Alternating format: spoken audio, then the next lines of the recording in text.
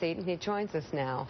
Good to have you on board. Hey, great to be with you. Good. How can they do it without money? That's a good question. Listen, we all know the amount of money in politics, right? We all have different ideas, different solutions. Yeah. This is about the amount of time it takes to raise it. It's unbelievable. Right? Let's pull the curtain back and realize you have members of Congress who are spending 20 to 30 hours a week. Is that what you elected them for? That's what you have to think about. You're paying them $174,000 a year, and they're spending half their time shaking down the American people for money instead of doing their job. It's depressing. So what's the solution then? Okay, so I introduced the STOP Act.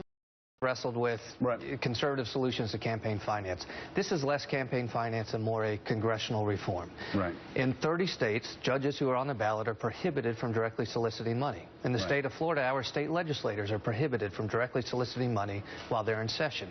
This applies those rules. I introduced the STOP Act.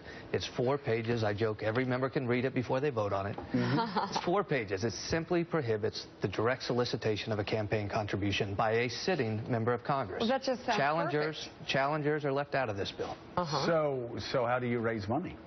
So your campaign operation would still exist, right? You'd still have a fundraiser. You'd have a campaign manager. They could still operate the campaign committee. But the member would put down the phone and get back to work. You just can't ask for the money yourself. Right. This is about getting back to work. Whatever your issue is as a voter, if it's border security, immigration, national security, tax reform, you're frustrated because nothing's getting done, right? That's because you've got a Congress that's not even doing their job. Then it's going to be a race, Nick, though, to get the best fundraiser. Right. So campaign finance, right, is a supply and a demand problem. This is the demand side.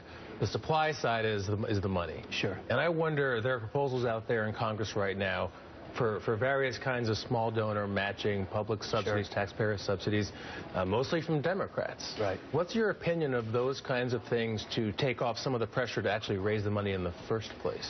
So I would be happy as a Republican to join a coalition to address campaign finance reform. How do we protect the constitutional right of any individual to participate with reasonable regulations? You know what I really want to do? The British model.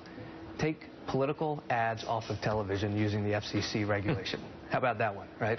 But that will take years to get to a bipartisan campaign finance reform package. This is about getting Congress back to work. We can do this right now. If we cultivate the constructive anger of the American people, that you've got a